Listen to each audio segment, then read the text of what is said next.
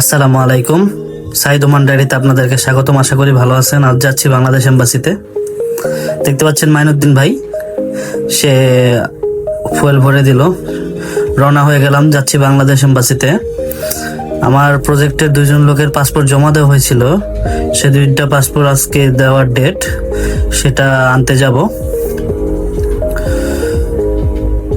কিছু তিক্ত অভিজ্ঞতা সেখানে হয়েছে, সেটা কালকে একটা স্ট্যাটাস দিয়েছিলাম যে আজ আপনাদের কাছে একটি ভিডিওর মাধ্যমে শেয়ার করব।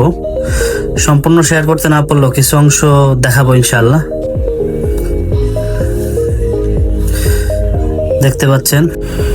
দেখতে পাচ্ছেন একটি শপিং মল, এটা ওমানের সিটি সেন্টার। একদিন ইনশাআল্লাহ আপনাদেরকে ভিতরে প্রবেশ করে দেখাবো। খুব পরিপাটি একটি শপিং মল এটা।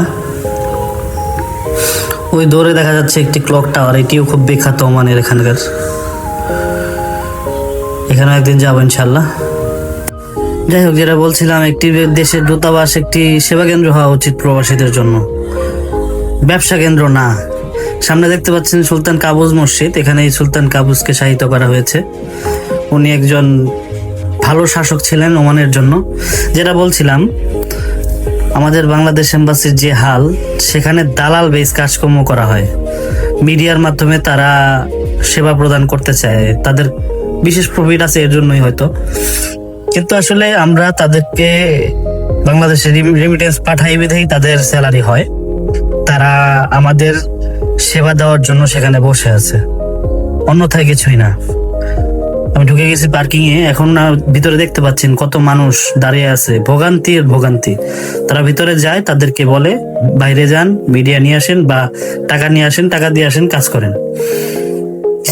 কোনো কুল কিনারা না পেয়ে আমি আমার বন্ধুকে জানাই, ও বলছে আসতেছে। ও বলার পরে উপরে যারা আছেন, নিচে তো খুব খারাপ অবস্থা, কিন্তু উপরে যারা আছেন তারা খুবই ভালো।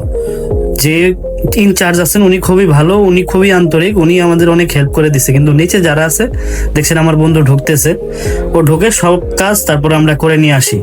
দেখেন, তার যদি ও না থাকতো তাহলে আমার কি অবস্থা হইতো।